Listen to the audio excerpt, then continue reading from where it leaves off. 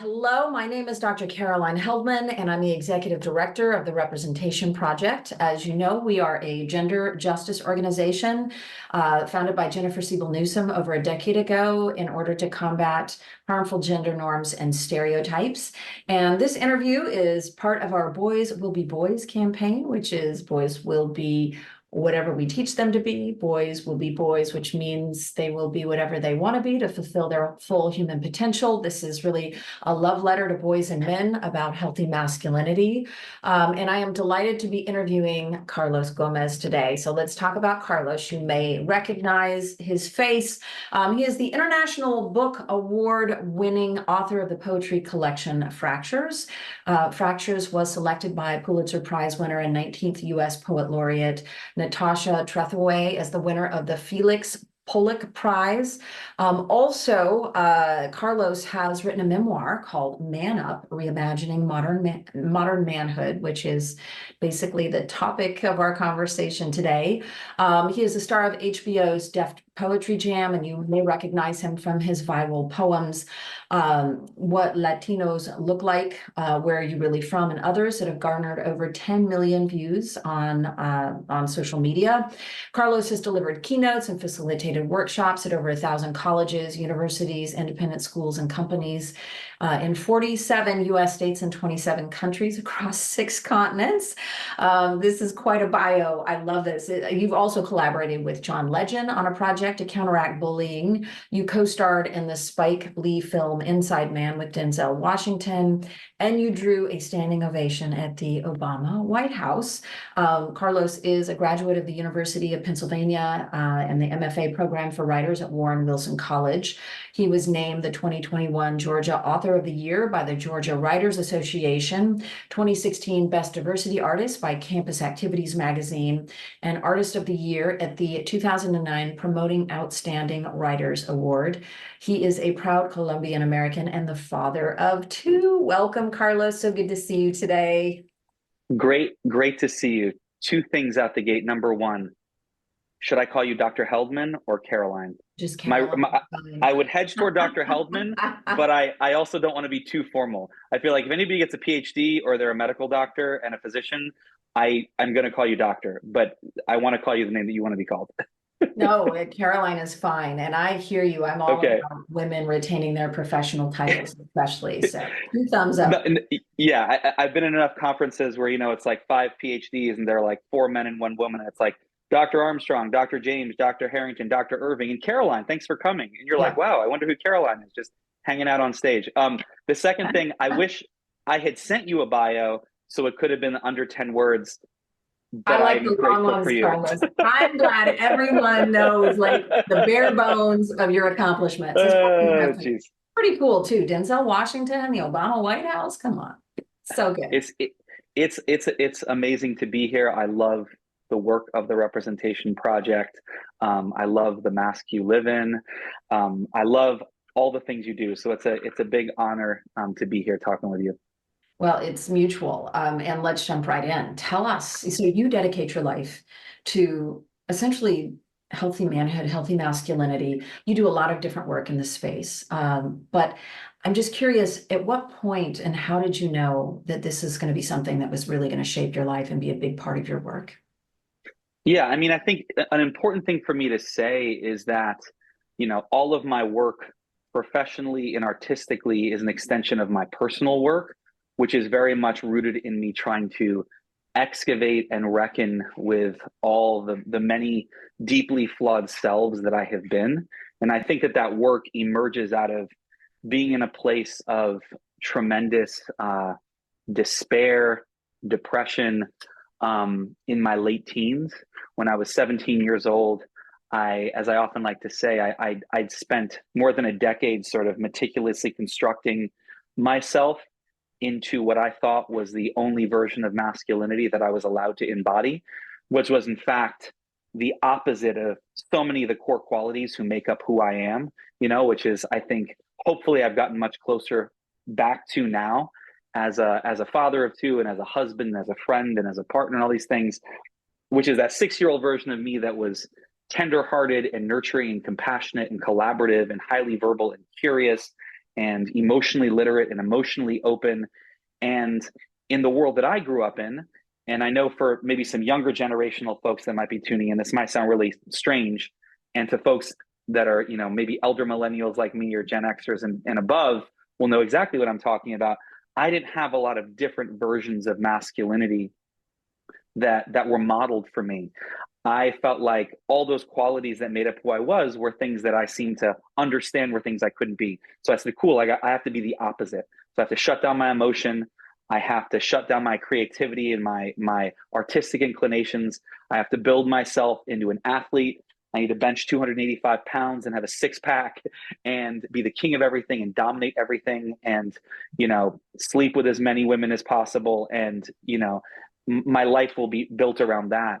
And I think a lot of, so it emerged out of that. That's sort of my journey on this path.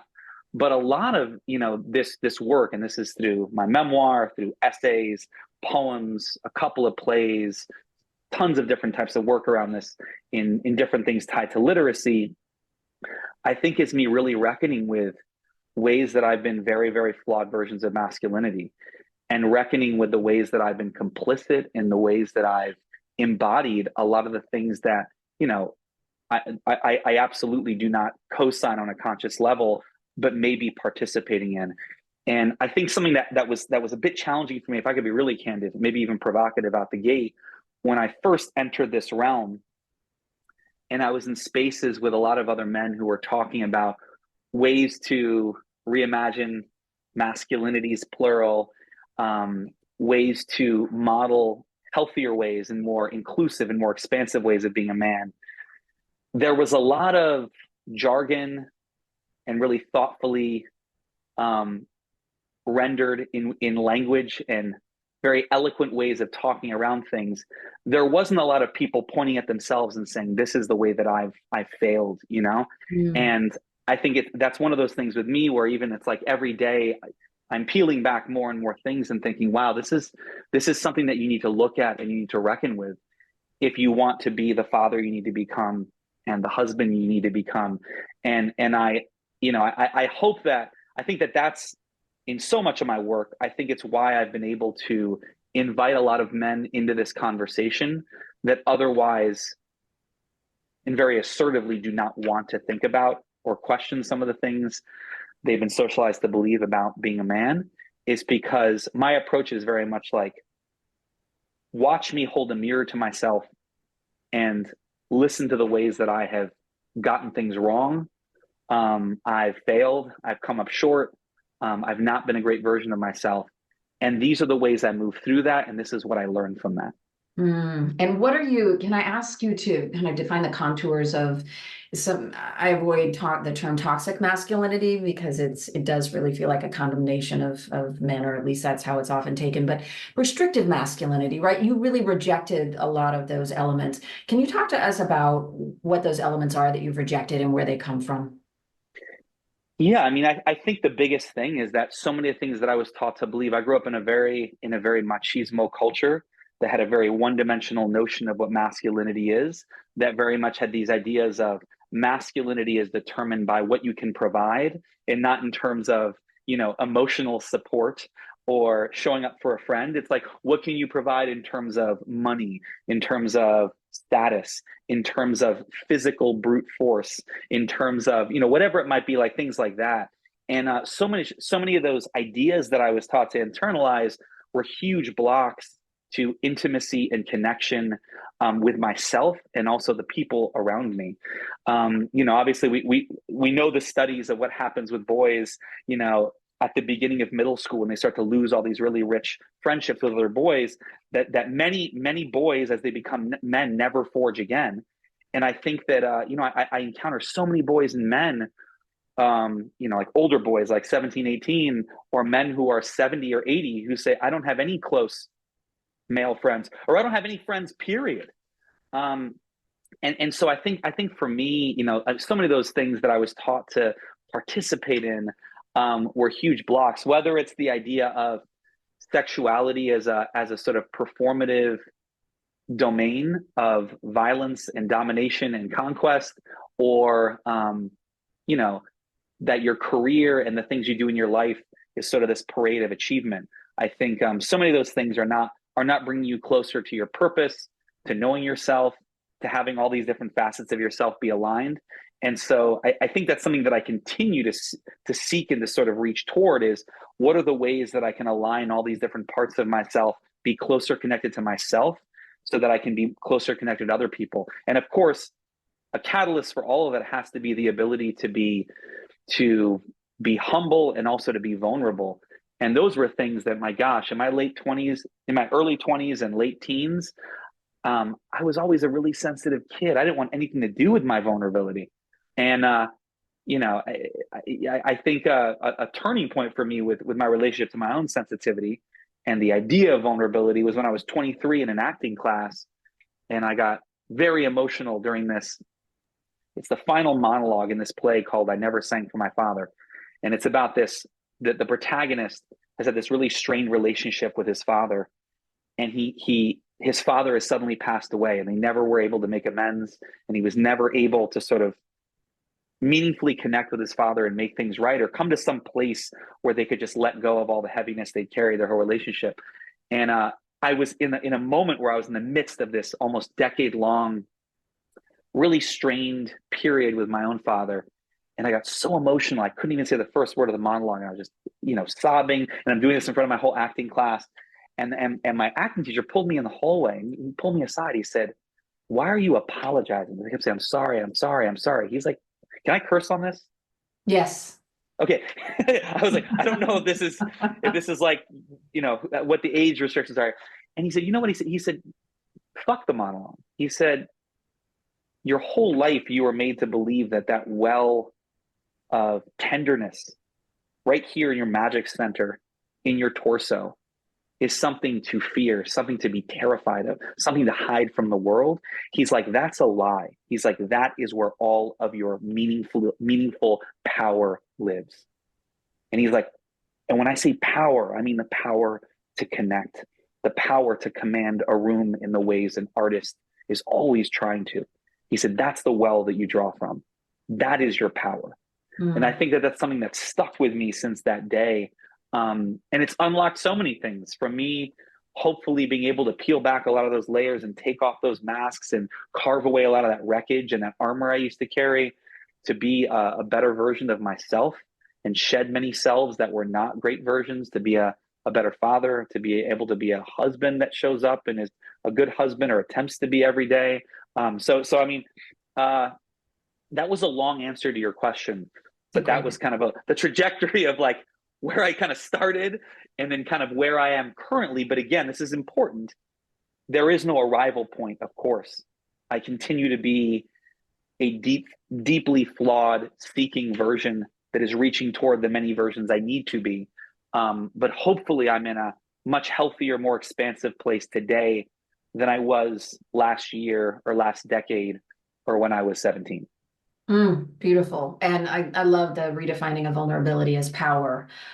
So important. And this is way before Brene Brown kind of broke into the scene and built an empire around that idea that's so powerful. And you also talked about male loneliness. And I should say to the viewers, please put your questions in the Q&A. We will get to them near the end, but put them in at any point. In your memoir, Man Up, there's an actual quote I want to read because it's really direct and wonderful.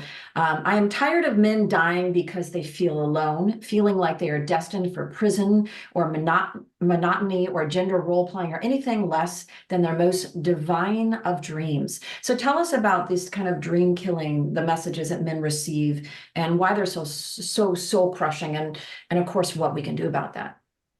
Yeah, I mean, to reiterate what so many have said before me, and there's so much, research and writing around, so many of the ways I learned who to be in my generation and my era of making sense of who I thought I had to be as a man, was learned through don'ts. To go back to my acting teacher would always say, "You can't do a don't." You know what I'm saying? Like a bad director says, "Don't cry in this scene," or "Don't get angry in this scene." You have to give an asset-oriented direction. So you say, comfort somebody, persuade somebody to join you to rob this bank, persuade someone, whatever it might be. You know what I'm saying? But you have to do something. It can't be a can't or a don't. And I think when I was younger, um, so many people were telling me, stop crying. Why do Mm. you ask so many questions? Why do you talk so much? Why are you sharing? Why are you so soft? Stop doing this, Leica. And you already know the biggest insult when I was a kid, Leica girl. You know what I mean? And so I was internalizing all these ideas that anything associated with girls, women, with something associated with the feminine was somehow less than. Um, and of course, all my qualities were these, even still, like in many ways, although I know some people are trying to redefine this, deeply feminized qualities. Like I'm inherently very much at the core of who I am, that I'm always trying to aspire to reconnect with, is somebody who's nurturing and tenderhearted and empathetic and sensitive and collaborative, um, and emotionally literate and alive. And I think all those things I was told, those are things that as a guy, you are absolutely not allowed to embody. And the irony, of course, is that all these years later, those are my most vital tools as a father, as a husband, as a strategic consultant with companies, Yeah. as a keynote speaker, as an artist, as a writer, as an author. There are all these beautiful things that have kind of come full circle in this journey that I'm very much still on. Yeah. I mean, it really is a superpower, right? To have that vulnerability in all of these spaces, and all of these different roles. And it's mind-boggling that we're still putting boys and men into the very like narrow man box and then policing them and making them feel bad about them. I mean, it's just really want to break that cycle. And of course, your work is doing this. What do you say to young men or men in general, or maybe boys, who want to start this journey that you are on to become their more authentic selves? What are the first few steps? I mean, my goodness, the first few steps I would say, like out the gate, give yourself permission to question, to call into question. Now that sounds like such a simple, basic thing. Um, there is such a there's so much of masculinity that is based around this sort of conformity that we participate in, which you see across so many identities, obviously beyond people who are men.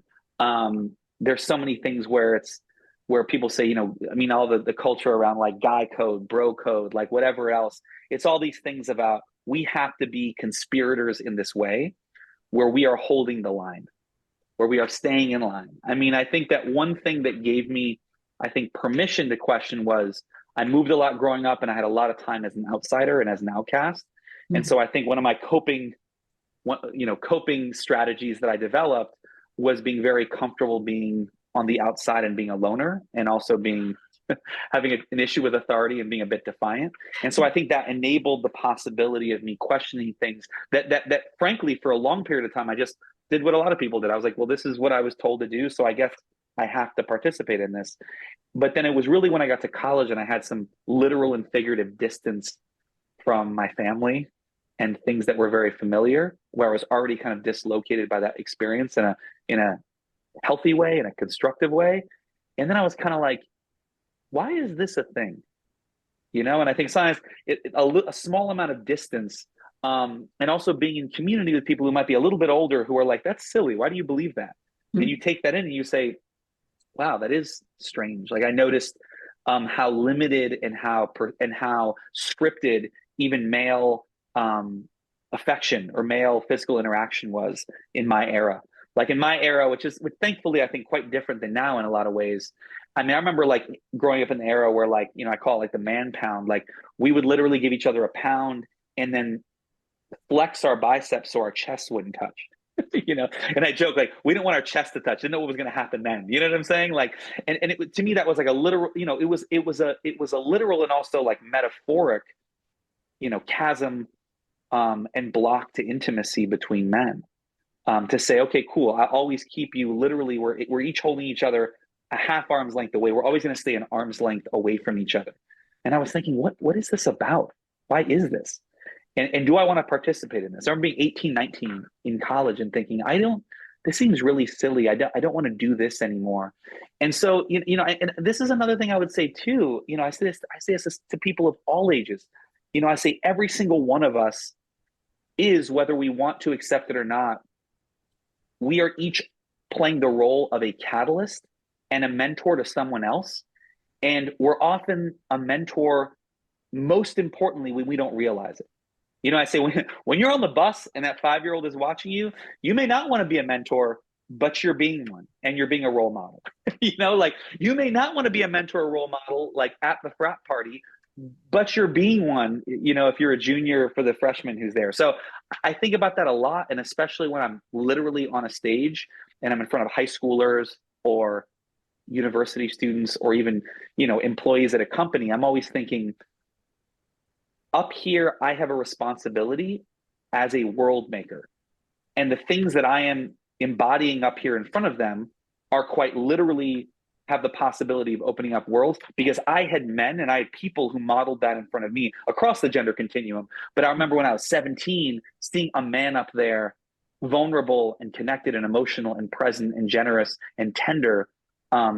That was something that opened up an entire world for me. And so I'm often thinking about myself at 17 or 14 sitting in the audience.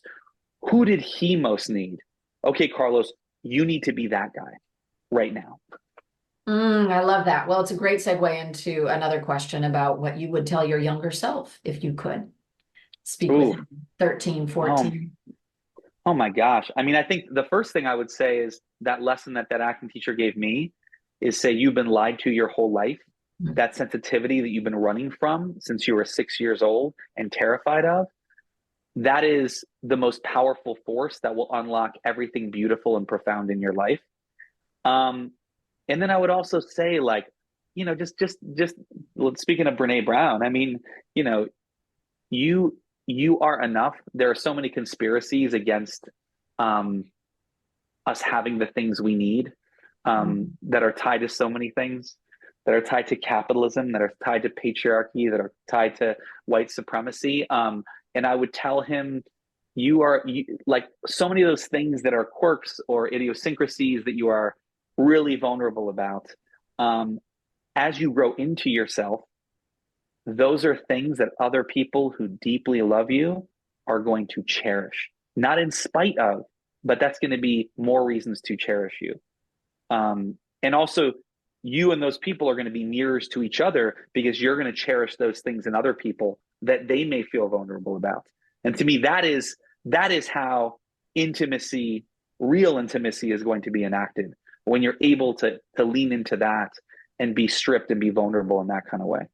And can you speak more about these, about capitalism and about racism and patriarchy, that your words were, that prevent us from getting so many things we need? So for folks who haven't thought about that concept, can you unpack that? Yeah, I mean, that's a big question we could probably be here for like a couple decades talking about. But yeah, I mean, I think, as I was saying with so much of my work, and it's, to me, it's with so much of my work, I say, is personal narrative oriented and lived experience oriented, and a lot of it is doing deep excavation and kind of reckoning with who I've been, with who I'm trying to be. And I think a lot of that is reckoning with complicity in different ways, which is also appealing back that we do, or that I continue to try to do across my life, where you kind of unlearn different things as you reconsider so many things you've done and people you've been. And when we're thinking about those intersection points with masculinity, and we're talking about white supremacy or capitalism or everything else, it's also reckoning with, the complexities of ways that I get taken more seriously, I get platforms, I get put on pedestals because of things that I did not earn, because of things that I that are completely out of my control. Like I recognize that because of my educational privilege, because I'm, white presenting and able-bodied and athletically built, and I have green eyes, and I'm a cisgender man, and I had this phenomenon a lot that was, candidly, it's something that made me kind of step back from a lot of those spaces that are advocating deeply for around healthier, more inclusive masculinity. They're kind of a longer discussion maybe, but I think a lot of it was being in spaces with people of many different genders and feeling a bit uncomfortable with, you see somebody, you see a non-binary person, or you see a cis woman or a trans woman or a trans Black woman say something on a panel, and everyone's like, oh, that's cool. And then I'm just like, yeah, you know, gender equity is important, and people are crying and standing for 7 minutes, and I'm like, what's Mm. happening here? And we see this phenomenon a lot. I know you know what I'm talking about. Yeah. It's just like a man says something that doesn't even hit the bar on the floor, and then people are like, gosh, that was so brave, and nothing's been risked, and nothing that's said has been original. And obviously, so much of what is being said is already standing on the shoulders of the work of, particularly, I mean, I know, especially with my work, a lot of Black women, a lot of trans folks, whether it's, you know, Marsha P. Johnson, or it's Audre Lorde, or it's, you know, Bell Hooks, or it's Kimberly Crenshaw, or it's Patricia Hill Collins, or whoever it is. I'm like, we don't need to give men more airtime on panels, and we don't need to give them more standing ovations. And I think trying to be conscious around stepping back out of some of those spaces, and also like, what are the rooms that I have access to, or I have people listening to me for a lot of those really problematic reasons that I can wield in a subversive way. And those are rooms that I've tried to be a lot more mindful about stepping into, because I know that there are a lot of spaces with men, and particularly cis straight men, who are listening the moment I walk in the room. Yeah. For a lot of reasons that are deeply troubling to me. Yeah. But it's like, how can I carry that responsibility in a way that can be subversive and attempt to dismantle this weapon of mass destruction that we're all sort of holding our hand against? You know what I'm saying? And so yeah, that's another long answer to a very short question. Strategic use of privilege. No, I love this conversation. 100%, 100%. It's just, and everyone you were ticking off, I'm like, oh, yep, those are the folks I've built my work around too, mostly Black women, trans Black women. You are a man of many talents, and including poetry, right? Which is, so you're in a feminized space. This is really interesting too. You're wielding this very kind of feminized, discounted, I hope it's okay to say that, an art form that doesn't get the recognition it deserves, I would argue, perhaps because it's feminized. But can you, with that, not that dour introduction, can you read us a poem that has deep meaning Absolutely. to you, and discuss that meaning, and maybe discuss, you know, what it's like to be in that space? Absolutely, absolutely. So the poem I'm going to read is a very short poem. I spent more than a decade working with the youngest population on Rikers Island in the Robert N. Devoren complex. A lot of people did not know this at the time. I do not know if this is still the case. I know many people have been rallying to try to shut down Rikers Island. I know you're in California. I know some people listening might not know what Rikers Island is. At the time that I visited, it was the highest population jail in the world. I'm sure someone will fact check me on this, but I'm pretty sure that was correct when I was there. It was about 17,000 people incarcerated on this small island next to runway 13 at LaGuardia Airport. And it's one of the most inhumane, violent, brutal places I've been. And I've been to a lot of prisons and a lot of jails, doing work with boys and young men. The youngest population incarcerated there were actually children, and a lot of people didn't know that. And it was 16 and 17-year-old boys in the Robert N. Devoren complex. And of course, tying it back to us thinking about the many intersections here, thinking about masculinity and white supremacy and classism. Interesting portmanteau of those two words. Is you know, when we're talking about poor Black and brown boys, I think there are a lot of euphemisms that often get used when they're being treated in particularly brutal ways. People call them young men, and people call them minors, and people call them teens, and people call them whatever, but they're children. Because when I was 16, I was a child. And when I was 17, I was also a child. And when you're standing there in front of them in these brutal conditions, and you see kids that are 16, but look like they're 12, and you find out that they were just sort of passed through the system because they were unwanted, and I put that in quotes, and they were in the foster care system, and that became criminalized because they did not have a home that would take care of them. So I always would make it a point to try to go around the holidays, because a lot of folks know, if you work with people that are incarcerated, those are often the most violent times in jails and prisons, the most despairing times, because there's so much pain and so much grief and so much sadness. And there are many people there who are either completely socially cut off, or they have, they feel very abandoned, they feel very alone. And so that violence either goes outward or it goes inward. So it's like suicides, assaults, fights, everything. And so I was there. I think it was actually my birthday. It was like 2 days before Christmas. And I'm in the Robert N. Devoren complex, and I'm performing for the boys that I would end up working with for several months. And I wrote this poem for them, and it's called Mourning Rikers Island. And it goes like this. Physics and light pierce the hollow stench of the forgotten gymnasium, stripped naked of clocks.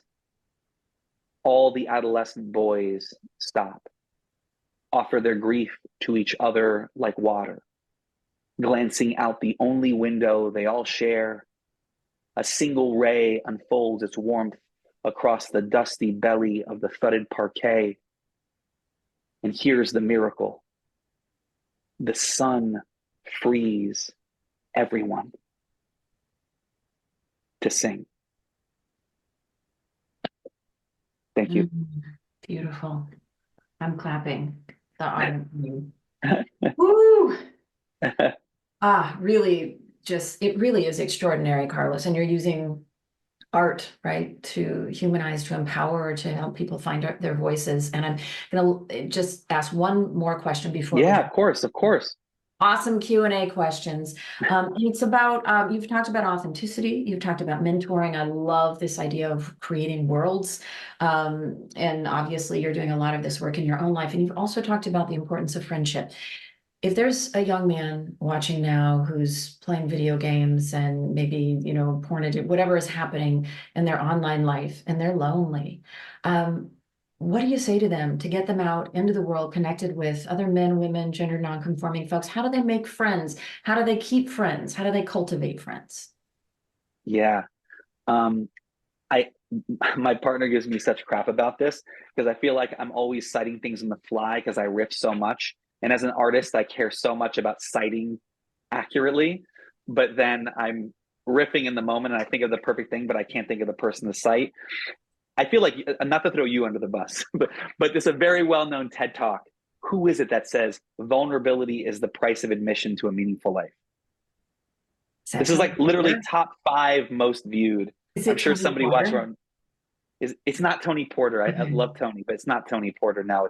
It is a woman, and I can't think of her name. Oh gosh, it's so frustrating. I'm apologizing ahead of time. Please drag me on social media for this. I think it might actually be Brene Brown. That's what's coming up when I put it in. It's not Brene. I love Brene Brown. I don't think it's Brene Brown, unless this other TED speaker borrowed from Brene Brown. It's somebody which great. is possible. Somebody great, Carlos. But obviously, Brene Brown, let's be clear, like has covered this concept. So shout out to Brene, Dr. Brown. So yeah, I guess the biggest thing I would say is there's such a fear of getting things wrong, which I get. You know what I mean? I'll just say this: when I entered spaces with a lot of other men who are very proudly proclaiming themselves intersectional feminists and healthy masculinity experts and everything else, I saw a lot of men, I'll be candid, often white, often wealthy, often at least with class privilege. And then I'd step into that space and they'd say, cool, we talked a lot about like what it means to grow. And Carlos is that complicated, flawed guy who's going to talk about what it means to be like a real mess of a guy and how to try to be better. And they kind of throw me to the wolves. And that kind of tokenization was challenging for me, I think. There were some of those dynamics I thought were a little, I had questions about it. But I also get it.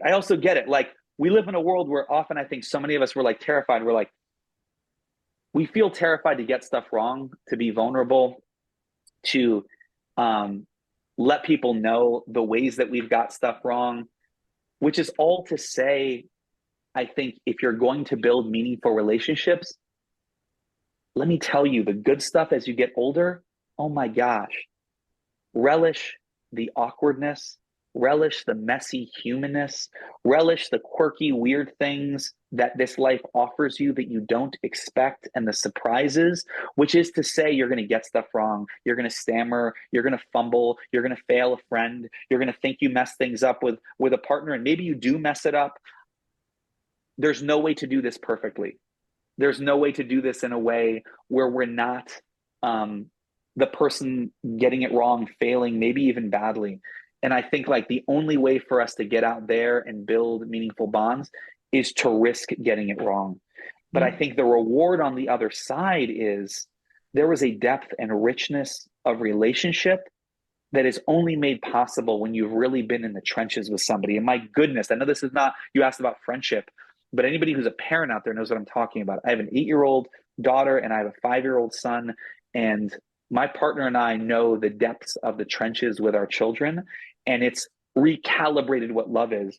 But I've also known that recalibration with my best friend, Brent, who I've been best friends with since we were 13 years old. We've been best friends for almost 30 years. And we've had hard conversations and we've had huge arguments. We got in like physical fights when we were teenagers. You know what I mean? Like we've been through it all. You know what I mean? But he's my brother. And I have people across the gender continuum that are siblings of mine as well, chosen siblings. But you don't do that by being polite. And understand what I'm saying. When I say polite, I mean we can't walk this careful line where we don't show ourselves and we don't risk the price of admission, which is vulnerability. So I would say to that kid, I'd say, yeah, it's a lot easier to not step on that ledge and take that risk. But let me tell you, like the distance from here to a life of deep meaning and deep connection and profound love, you got to walk that distance. You have to, or you will never feel that depth of connection and love and all the things that are opened up by being in that kind of relationship with another person. Yeah. Yeah, get out there, be vulnerable. Woo, okay. We have some great comments and questions. Dr. Earl Yeah. Smith, who's done tons of great work in this space, has praise for you, and then a comment. Carlos has a wonderful message in plain English. Agreed, right? So you're Thank not you. engaging in the jargon, appreciated. Reaching so many more people, creating, potentially creating so many more worlds with straight talk.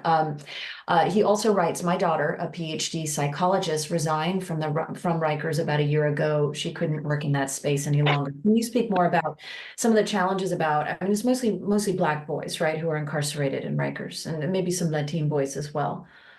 Yeah. I mean, anybody who's ever been, it's you look at the explosion in prison populations,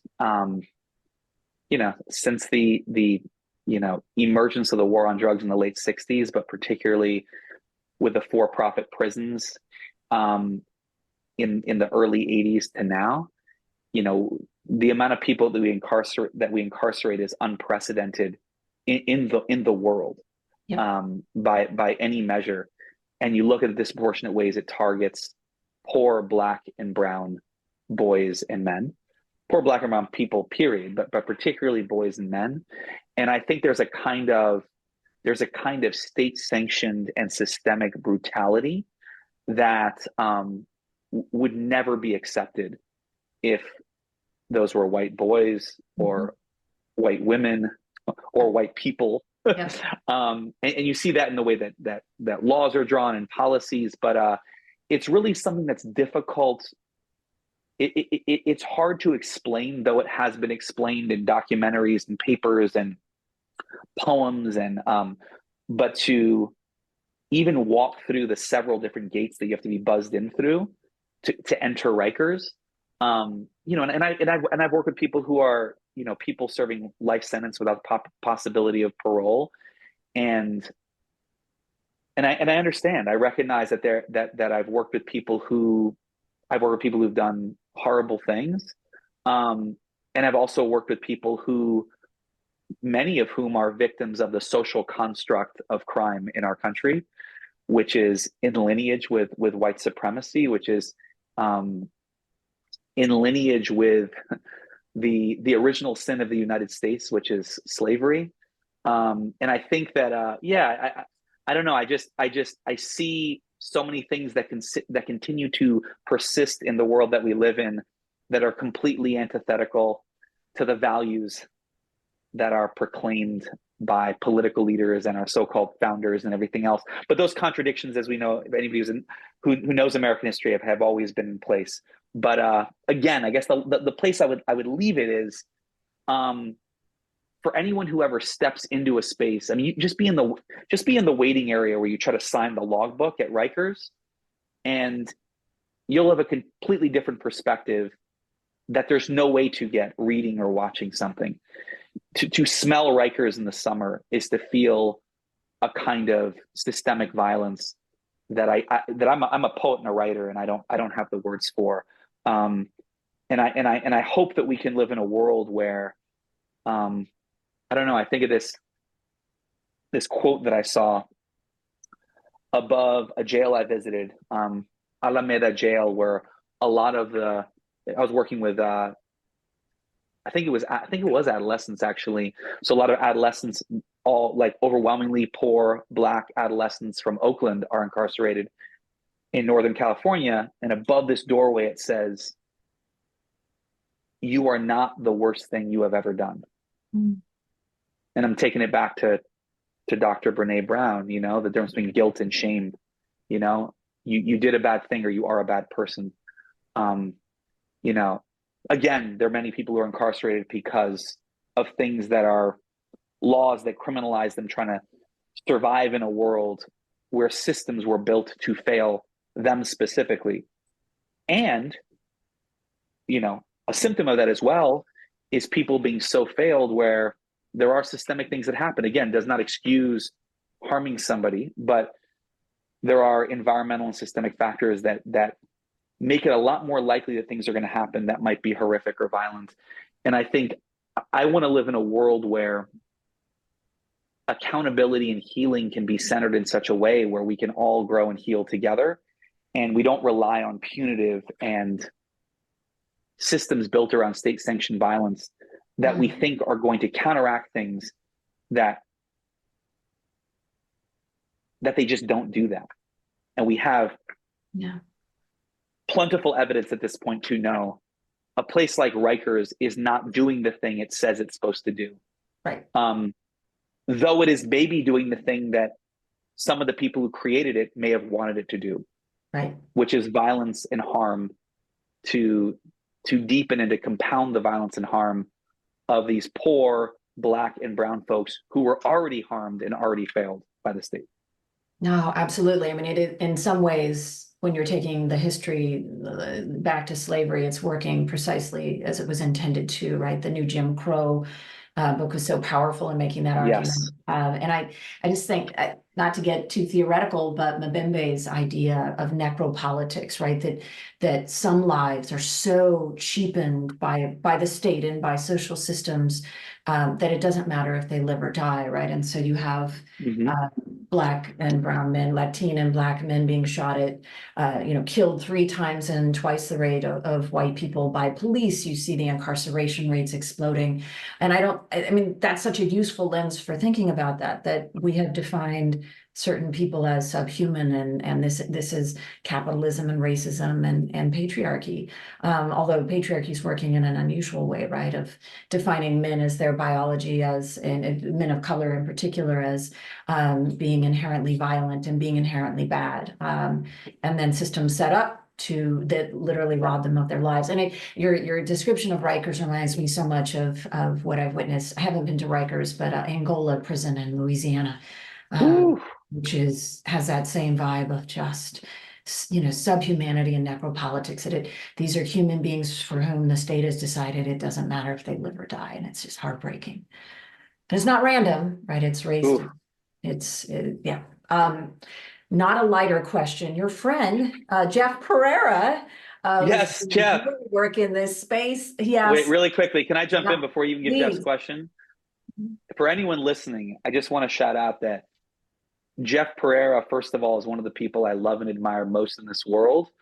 But when it comes to this work, every time I'm asked to do anything, I usually say, go talk to Jeff Pereira, because I look up to him and he's somebody that I learn from all the time. So thank you, Jeff, for listening. I can't wait to listen to your talk. Love you, admire you. Can't wait for this question. So yeah, everyone look up Jeff Pereira, look up Higher Learning. Jeff is an incredible human being and a real thought leader and example in this space. Sorry, I cut you off. No, I apologize. not at all. Another man cutting off a woman. Sorry, Caroline. But you know what you're doing? You are demonstrating male friendship right now and holding up someone in this space, which makes my heart happy. Jeff says divides today feel so deep, and many men and young men are invested in outdated ideas of manhood as the only way forward. How do we find more ways to meet these men halfway without compromising our non-negotiable values and principles? Love that question, Jeff. Beautiful. It's interesting, and Jeff knows this about me. I'm probably rounding down, but 3/4 of my life talking to men who absolutely want nothing to do with anything we're talking about today. I probably spend 3/4 of my life candidly. I go to other countries, but mostly in the United States, and mostly in parts of the United States that are socially and politically very conservative, where there is a subversive person, host, who brings me into a space very intentionally and says, I know I can't approach this topic for a whole host of reasons. And I mean, this is my host saying this. Carlos, this is what I want you to do. Mm-hmm. And I'll get in a room and I often think about my great director, Tamala Woodard, who I worked on the play Men Up with. And she would say, listen, with this play, what you're trying to do is really challenge people to such an extent, particularly the men, where constantly people are like, I'm done with this guy. And they get up to leave their seat and they're like, when they stop towards the door and they're like, okay, I'm gonna give him another minute.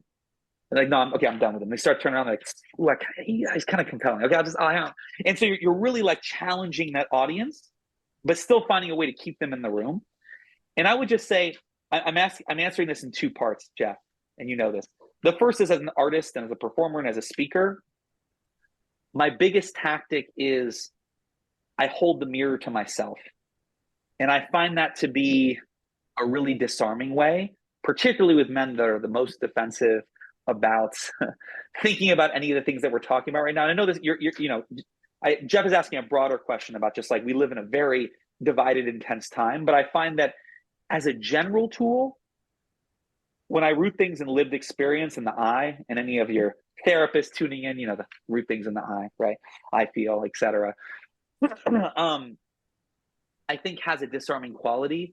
I also am somebody who, this is part of vulnerability too, I find that when you're willing to show yourself, even something that may ruffle feathers a little bit, or even maybe more than a little bit, but you're also kind of self-deprecating and you're able to lean into humor and make fun of yourself, and you're genuine, man, you'd be surprised who can say, like, how many times men come up to me and they'll literally say, I don't know if I agree with anything you said tonight, but I kind of like you, and I don't know how I feel about that.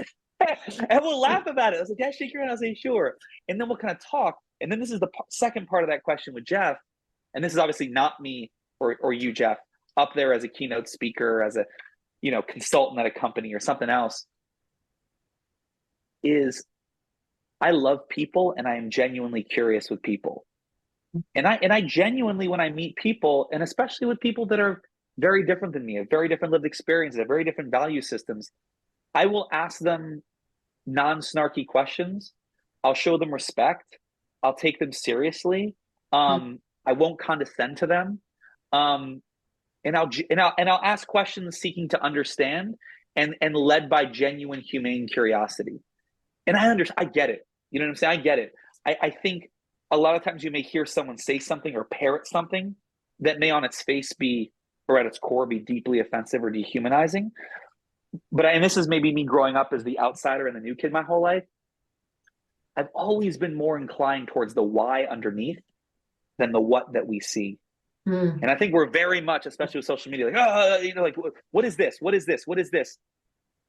what's underneath this? Like what grief is at the source of this really homophobic thing this 60-year-old father in Kansas at my show said under his breath? And I have very good nature. I was like, oh, what'd you say? He's like, oh, nothing. I said, okay, well, tell me about you. And he's like, oh, whoa, he wants to talk to me. And it's amazing to watch when a person may live their whole lives where they feel like nobody ever really sees them. Maybe this is a crutch that they're holding on to, whatever they're parroting, whatever thing they heard last night on that thing they watch every day, or whatever it might be. And let me be clear about this as well. Let me not forget that the intersections of this, my ability to be in a lot of those rooms is enabled by the unearned privileges of the body that I live in. Like there's spaces that I go in that I don't know that I feel safe. Jeff being in that same space. Yeah. As a darker skinned brown man, you know what I mean? I definitely wouldn't want my wife to be in there or my kids. As Black folks, I wouldn't want a lot of people I love to be in that space who are trans and non-binary. I wouldn't want them in those spaces.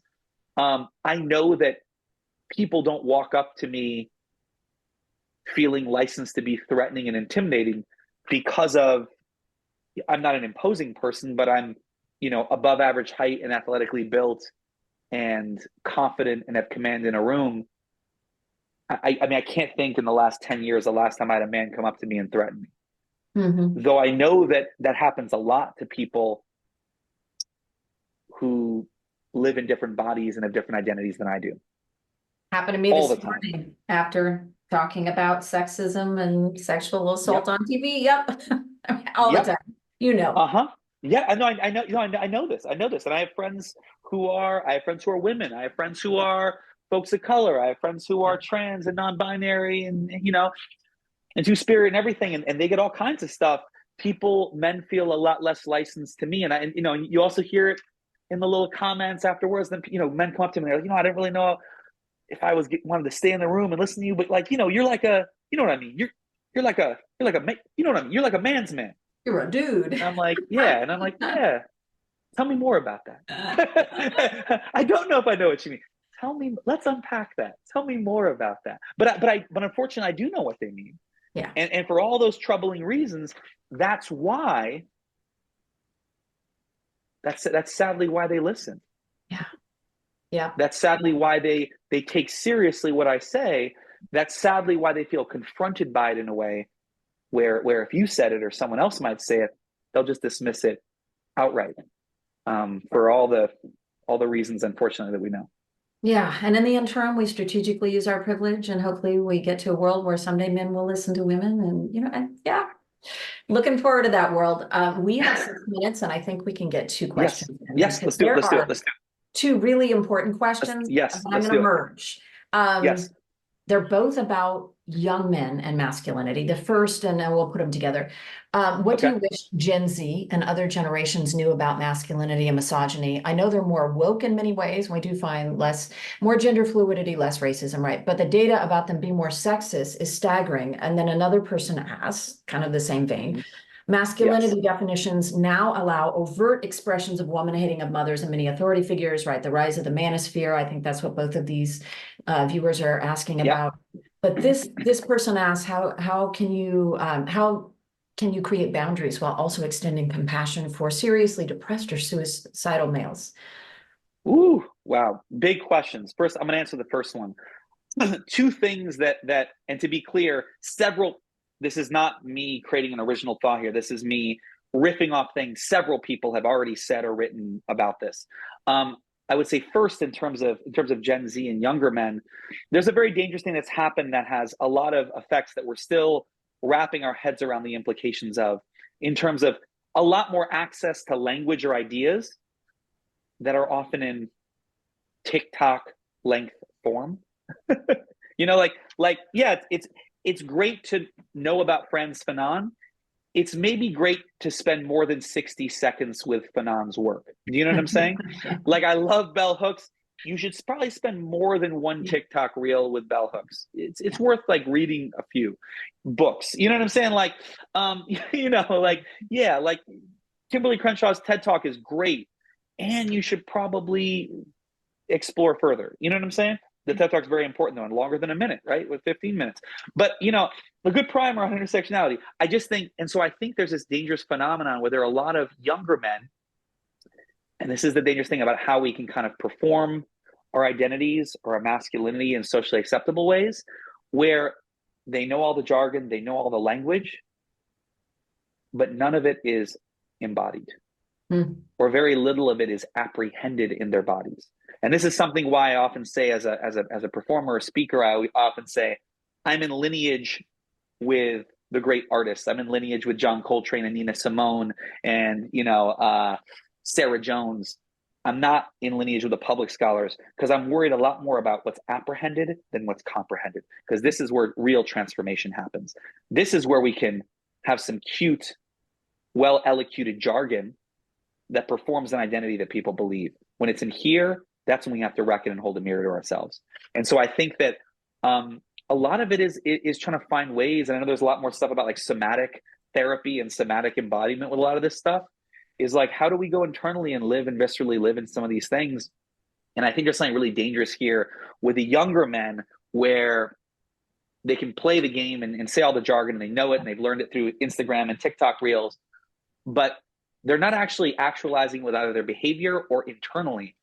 And then another phenomenon that I think is not completely untethered from that same world is, and this is tied to the way Trump radicalized the world. And as that title of that one book that, of course, I can't remember the author of course, classic me, someone Google it.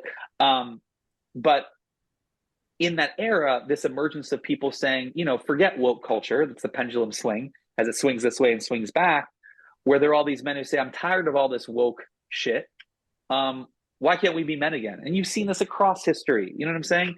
You've seen this in the civil rights era. People say it was a very liberal time. It was one of the most conservative times in American history. You know what I'm saying?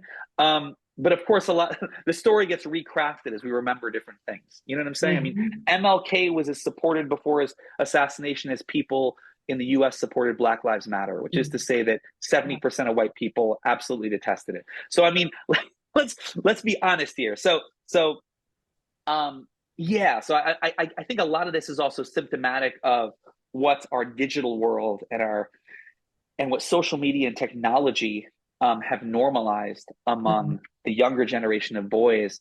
And I think a lot of that, and maybe I'm just old school and an analog and showing my elder millennial self here, but I think it's really important for us to intentionalize and create more spaces where we are in the room physically, debriefing and talking about things. I spent so much of my life at high schools, colleges, universities, organizations, companies, in rooms with people of all genders, but especially around this work with boys and young men, doing interactive keynotes, doing immersive interacting trainings, professional development seminars. That is required, I think, for some of this unlearning and some of this dismantling. It's going to take more than a 60-second Instagram reel or something that can be accessed asynchronously. Like we need to get back in the room. I know we have 60 seconds left. I want to answer that second question. Remind me the second question again, Caroline? The second question was about men. How do we still support men who are suicidal and lonely, given that they might be more sexist than previous generations? Oh my gosh.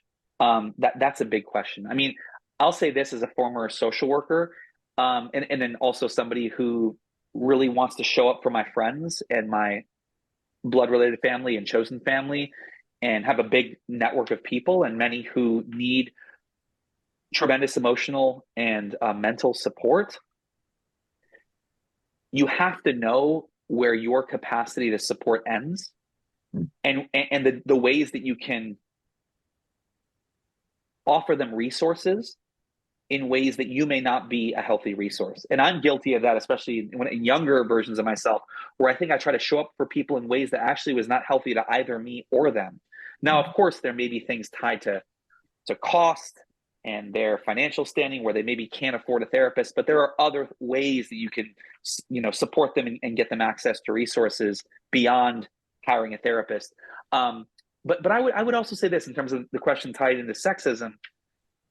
I think like modeling for people, showing up for people, offering to listen, and telling people that you love them and you love them unconditionally. I have several people in my life and men who I'm on the opposite end of the spectrum with that I've known for a long time that I might be blood related to, where our politics, our value systems are very different. And especially when it comes around deals with gender or anything related to gender equity or consent or healthy relationships or whatever. And yet, over the time of our relationship, just showing up for them and showing them tenderness and showing them a lot of these qualities in my connection to them, even in small ways, I watch it shift the way that they move through the world. I watch it, the modeling I do for them or the ways that I show up for them, I watch them mirror that back. And I also have seen that with people who've shown up for me, where they showed me things that I didn't think I could embody. And then I started to mirror them with people who mentored me. So again, that's not going to cure everything. It's not going to fix, it's not going to alter everything, but don't underestimate showing up for somebody, checking in with somebody, listening a lot more than you talk, showing them tenderness, showing them vulnerability, telling them you love them. I mean, I have several friends who have struggled with suicidal ideation and real acute mental and emotional health struggles who would fit the profile that we're talking about. And I've watched them soften and I've watched them heal in many ways. And I'm not saying I'm the only catalyst of that, but I know that I'm part of a larger network that has made that possible. Yeah, just incredible. I know we're out of time, but I've got to read this from Anonymous. It's just a comment. Yes. When you speak your heart center and talk of your vulnerability and feelings, my heart swells, which makes me think that your acting instructor was spot on. This is our power center, the ability to touch and connect with others directly and immediately. Carlos, thank you for connecting directly and immediately with us today. You're incredible, my friend. Thank you so much. And we'll link to all of your stuff on the back end. Thank you. Thank you, Caroline. Thank you, Representation Project, Jennifer Siebel Newsom. I love what you all do so much and just an honor to chat with you all today. Thank you all for tuning in. Thank you. Have a wonderful day, folks. Bye, y'all.